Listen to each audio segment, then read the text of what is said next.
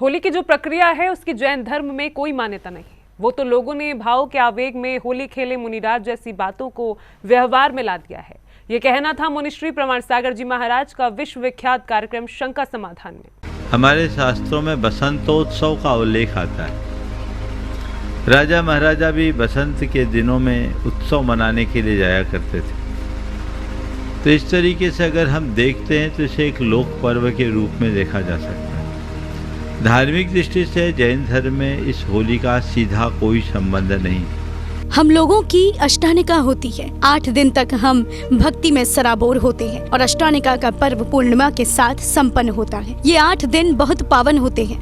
हम लोगों की अष्टानिका होती है और अष्टानिका का आखिरी दिन पूर्णिमा के दिन संपन्न होता है और 8 दिन बहुत पवित्र दिन माने जाते हैं। और ऐसा लिखा गया है कि 8 दिन तक फागुन, आषाढ़ और कार्तिक इन तीनों के अठाइयों में चतुर्निकाय के देव नंदीश्वर के जिनालियों में जाकर भगवान का अभिषेक करते हैं, पूजन करते हैं अहरनिश 64 प्रहर तक लगातार। और उसके बाद वे आपस में रंग गुलाल खेलते हैं।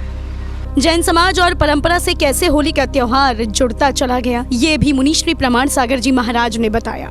तो ये अगर हम धार्मिक दृष्टि से जोड़ें, इसका धर्म से कोई संबंध नहीं है, तो हम इस तरीके से जैन संस्कृति के साथ रंग, गुलाल आदि का संबंध जोड़ सकते हैं। कई कवियों ने इसी को और जोड़ा और मुनियों की तपस्या को होली के एक रूपकात्मक तरीके से लेकर होली खेले मुनिराज सघन वन में होली खेले की बात कर दी और इस तरीके से होली की परंपरा विकसित हुई।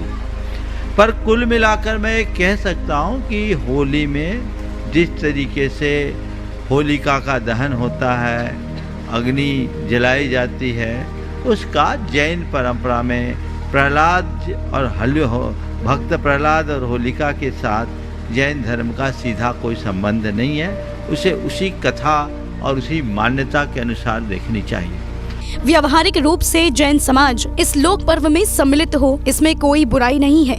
लोक पर्व है, रंग गुलाल खेलना, उत्सव मनाना, ये हमारी संस्कृति का अंग है और उसमें अगर जैन सम्मिलित होते हैं तो कोई बुराई नहीं है, बल्कि जैन होते ही हैं। ये हमारी परंपरा में, इसमें कोई हानि नहीं। धर्म की दृष्टि से सब काम करे कोई जरूरी नहीं, लोक परंपरा और लोक पर्व की दृष्टि से ऐसा करने में कोई हानि नहीं।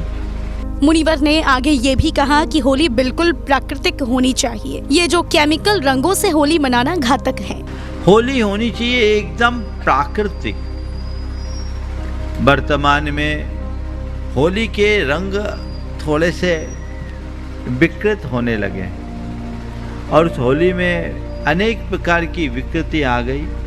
सबसे पहली विकृति तो होली में जो परस्पर प्रेम आत्मीयता वो औपचारिकता में बदल गई, जो इस पर्व की मूल आत्मा का हनन करती। दूसरी बात, रंगों की जगह केमिकल्स आ गए।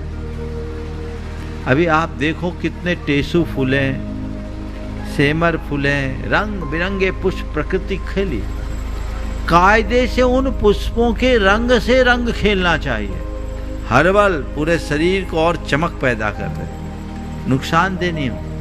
आज होली का रूप नशाखोरी ने ले लिया है। इसने इस लोक पर्व का स्वरूप ही बदल दिया है और इसमें भी अनेक तरह की विकृतियां जुड़ गई, जोर जबरदस्ती। और होली तो नशाखोरी का त्यौहार बन गया, जबकि ये बहुत पवित्र पर्व था। इसमें रंग के कारण चित्त में एक उल्लास की तरंग होती थी।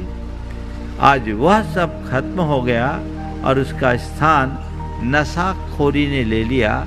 इससे दुर्घटनाएं भी होती है, अनेक प्रकार की समस्याएं आती है, लड़ाई झगड़े आते हैं। तो इन्हें मैं हतोत्साहित करना चाहिए।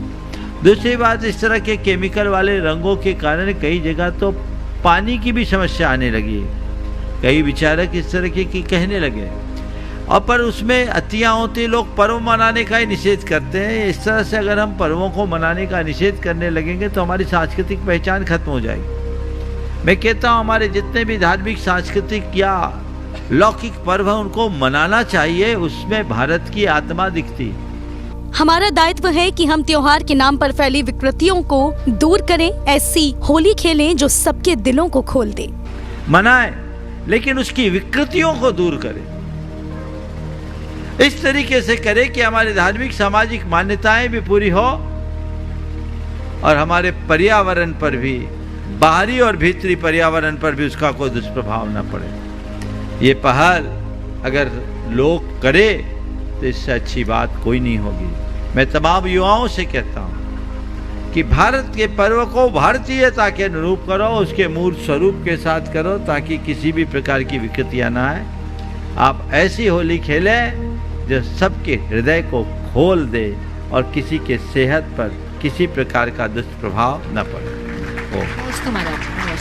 इस तरह से मुनिवर ने होली के रूप में व्याख्यान देते हुए सही दिशा में होली मनाने की प्रेरणा समाज को दी। जैन फोकस के लिए शामली, उत्तर प्रदेश से ब्यूरो रिपोर्ट।